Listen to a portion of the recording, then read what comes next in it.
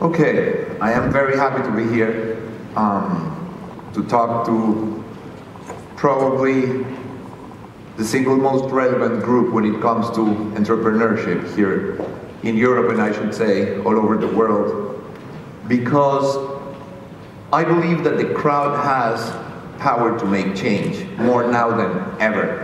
And I want to talk to you about 5 specific examples on how that happens.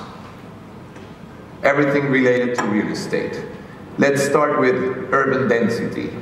In the 19th century, there were 11 cities with over a million people. In the 21st century, there's already over 500 cities with over 1 million people. We are more than 7 billion people in the world right now, and the number keeps growing exponentially. And people are moving and flocking to cities like Bogota, where I was born and raised. Now I live in New York, which is even more dense. But it's a different type of density than the one that we have in the emerging markets like in Bogota. As you see that city right there, it has 10 million people, and the city is very flat. The city is like a big pancake, or shall we say like a big arepa instead. And that city, people work in downtown, but they live everywhere else in the city. And the commute average time is probably 90 minutes in each direction. Anybody who has visited Bogota realizes that for as much as it is a great city, it has incredible transportation and commuting problems. It's because the incredible amount of people, the lack of infrastructure. So one potential solution for the urban density problem is to densify vertically. That means to build skyscrapers with the right conditions of livability and walkability so that people can effectively work, live, and play in a somewhat enclosed environment. And to do so, you need capital. And the problem is that to finance skyscrapers in the traditional equity play is very challenging, because who would volunteer $300 million, $60 million in common equity, and $240 million in financing at 9% in pesos when you have the risk of devaluation like what we suffered, over the past 3 months? It's very risky. There hasn't been a single skyscraper in over 40 years in Colombia, when, again, everybody knows, that that's what it's needed. 1.7 million people of the total city's population works in downtown. That's an incredible number of people. And they cannot live there because there's just no housing that is suited for them to be living over there. So the first skyscraper in a generation, 66 stories high, is possible now because the crowd of 4,200 people, part of the 1.7 million that were affected by this problem, is financing that skyscraper in an all-cash transaction. So that effectively shows us, and it is that project on the left, how the population can invest in real estate in the solution of the room needs for a profit, because you have a pent-up demand of 1.7 million. So picture the deal that the 4,200 investors have made by investing in this skyscraper. So crowdfunding is lined up with the needs that we have in an urban environment. And we believe that it is the way that cities will be financed in the future, because it lines up, as we say, the capital with the long-term component of the real estate, and in addition to that, democratizes investment by letting the population participate. Another example of another project, Airport Business Hub. We try to identify in a top-to-bottom approach, like every developer, what was the ideal office space. And we came to the conclusion that we didn't know what we were talking about. So we decided to ask the local population through a Facebook fan page what they thought was the ideal workplace. And we got over 46,000 participants telling us how they envisioned, the ideal workplace to be. With that in mind, we created a hypothesis that later we put on a crowdsourcing platform to get participants from all over the world. And we got over 80 participants from over 23 countries. By the time we finished the competition, there was a waiting list of the affected crowd who wanted to invest and finance the building. So it became like a self-fulfilling prophecy in a positive way. That's the crowd defining a project in a crowdsourcing competition, and then you have the same crowd financing it through a conversation with experts in a bottom-up approach. That basically shows us that the model of expert in the top-to-bottom approach has collapsed, and that we can take advantage of the leverage that technology provides us with in order to harness the true wisdom of the crowd. And we as experts should become curators of that wisdom, because chances are that as I stand right here, some of you, if not all of you, collectively could provide a better solution for any given project that I could come up with. Another example, Bogota, our district. Since internet emerged in '94, there has been an incredible creative process going on in the countryside in Colombia, in remote locations, because the young people can take advantage of their creative talents based on the information that they have access to that they didn't have before. But the problem is that they don't have the means to be in front of an art collector or a gallery for that matter. They just don't have the money. So we created, we're trying to create this neighborhood where we buy houses and we give them to these artists that are highly curated by a group of experts, and they pay us, and they work there and they live there, and they pay us the rent in form of art. Just to give you an idea on how crowdfunding can enable new ways of financing problems and the solution to problems that line up also with returns, as opposed to the traditional equity play. 5 years ago, when we went with this idea to the banks, and the president is a friend of ours, and we told them about the project, and we said, listen, we want to pay for the mortgage interest with paintings. And the guy looked at me and he said, really? Why don't you pay me with poems? Why don't you sing me a song instead? So that effectively shows you how with crowdfunding you can finance now the solution again of needs that weren't possible before. Another example in Colombia, Bogota Express, a hotel in a business that is all about hospitality. I was in Barcelona in the Mandarin like a year ago, and I remember walking in the bathroom and I counted 11 different towel sizes. It was the little towel, the mini towel, another big one, and I was like, how much can they do to pamper me? You know, they really don't know in the hospitality business how to treat the guests anymore. We believe that thanks to crowdfunding, you can change that relationship entirely. And you can turn your guest, if you're an operator, into your partner. In Bogota, we have a hotel, operational since May, that took us 4 months to ramp up. When, if you are in hospitality, you know that it normally takes 2 years to prepare a hotel, just to be on the black. And that happened because we had a crowd of 1,400 local partners that effectively are bringing their business to us, are filling the hotel and helping the food and beverage operation on the weekends, and that is making the difference, again, in a business that is all about hospitality. I guarantee you that if you make your guests your partners, if you run hotels, they are never going to take their business elsewhere. And that's another example of the impact, of the potential impact of the crowd. Now, the final one takes us to the United States, where we also have an operation in Manhattan where we live. In 1933, President Franklin Delano Roosevelt created the Securities Act that you are all aware of, essentially to protect the American public from fraud. So if you had an offering, you had to register in the public registry, and you had to go to the stock market to raise capital through the sale of shares of your company, or your offering for that matter.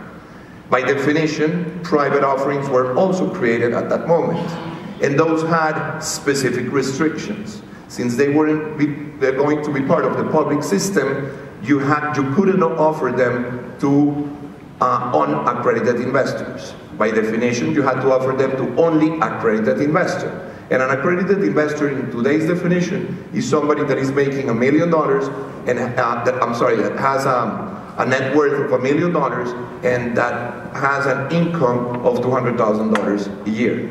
But in addition to that, it was even more restrictive. You couldn't solicit publicly these accredited investors. You couldn't advertise them. So if you analyze in a nutshell, what that meant was that if you had a private offering, you had to take it to the billionaire that you knew. Because even 5 phone calls were considered open solicitation. So you couldn't technically invite even the accredited investors. So that was the definition of the protection to the crowd against fraud. And let me show you what happened over the next, if we fast track, or what happened over the next 80 years. So what happened to the crowd based on this protection? Essentially, the crowd was sold on the premise of low return against a low risk in a top to bottom approach where the experts were the ones, you know, riding the show. And the portfolios were composed of stocks, bonds, and commodities in a smaller scale. So you had to give your money to this expert that was going to effectively invest your capital on your behalf because he knew better. And the premise was always the diversification, which obviously makes sense. So in 2007, in 2008, I think that we all learned our lesson. The first thing that happened was that the premise of low yield against a low risk didn't happen. The wealth destruction was massive in the public system, you know, and in the stock markets around the world, massive. We also learned that fraud wasn't really being prevented by any means. How shady the industry had gotten was something blatant and offensive, and something that the banks are still trying to figure it out with the government, charging them for these penalties, you know, based on what they did. So the effect was a deep trauma in the psyche of the crowd that essentially said, thank you, but I want to make my own decisions now. And what happened then was that they had information thanks to technology. So by the time you're getting at 10 a.m. the report from your private banker as to what's going on in the world according to him, you already know better because you're reading it online. So people are taking a greater level of control. They're not asking anymore if the guy is an expert in what he's investing in. They want to know if he's curating information that you can validate independently yourself. So I don't need to tell you and to promise you and to bring a team of experts to show you what's going on in New York real estate. That's something that I invite you to analyze yourself, for example. To analyze, you know, whether the guy presenting the deal to you is a crook or not. So you need to take responsibility in order to be part of this new crowd because of the trauma that was suffered, you know, since 2007. And something really important that also happened, you know, in 2007 and 2008 was that the private offerings, including commercial real estate in the United States, were deeply affected. And let me tell you how. When you look in retrospective, there was something called the flight to quality, which meant that essentially the big institutional investors in the United States put their money in 3 major asset classes. The first one was gold, the second one was treasuries, and the third one was specific discrete buildings in 10 core metropolitan areas of the United States.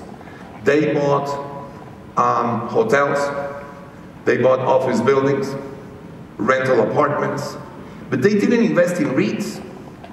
or in highly diversified private equity funds, because of the deep correlation between those funds and the stock market.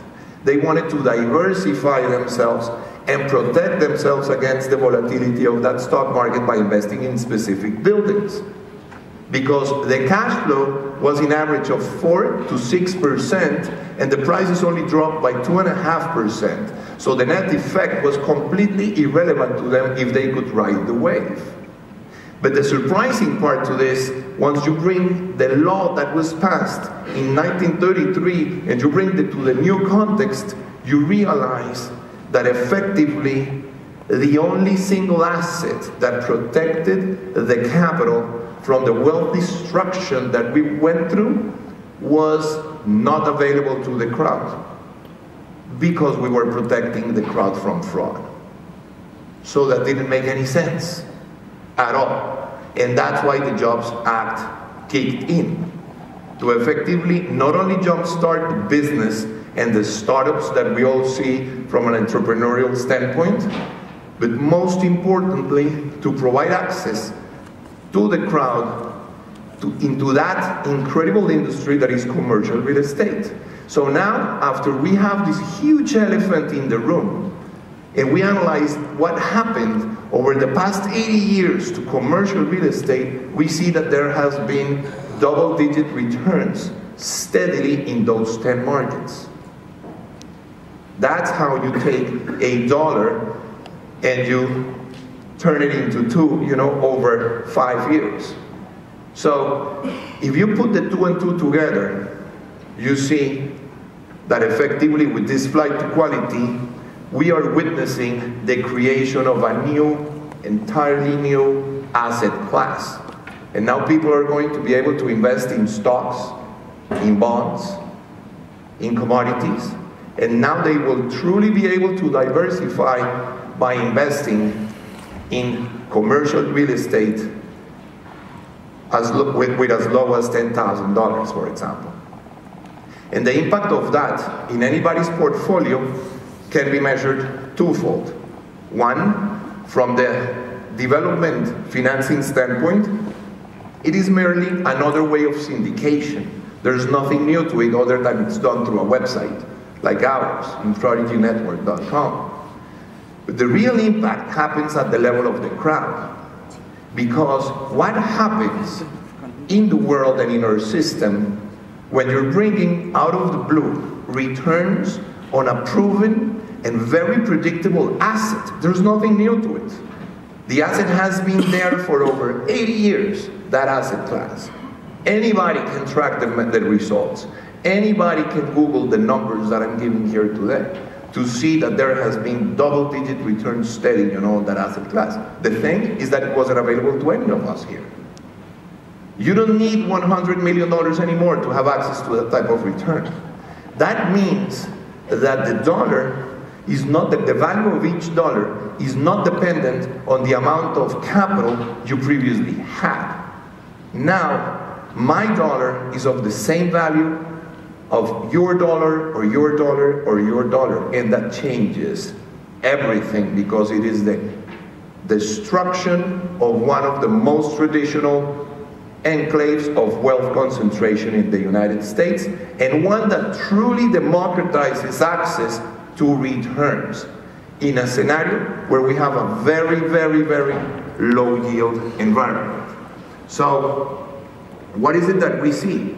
We see that thanks to technology in some, and thanks to the capital that we as the crowd want to deploy, we can identify needs in crowdsourcing platforms, and we can invest in the solution of those needs for a profit.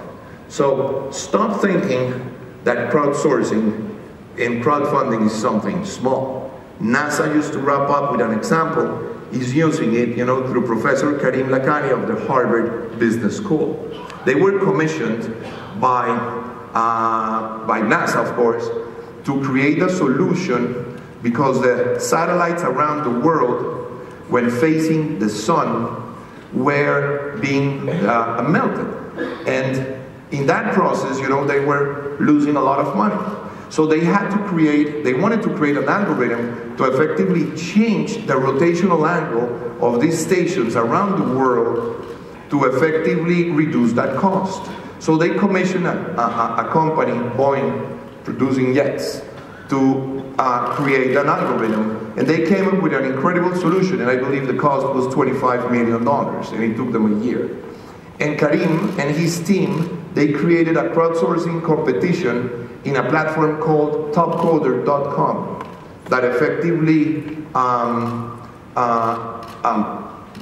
generated a winner, a citizen from China, 21 years old, that for a price of $30,000 produced a solution in an algorithm that was 75% more efficient than the other one.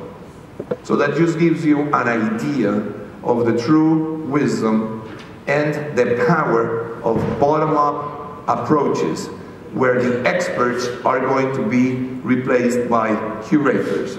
So I leave you with a piece of advice. Stop trying to be experts and become curators of the true wisdom of the crowd. Thank you very much.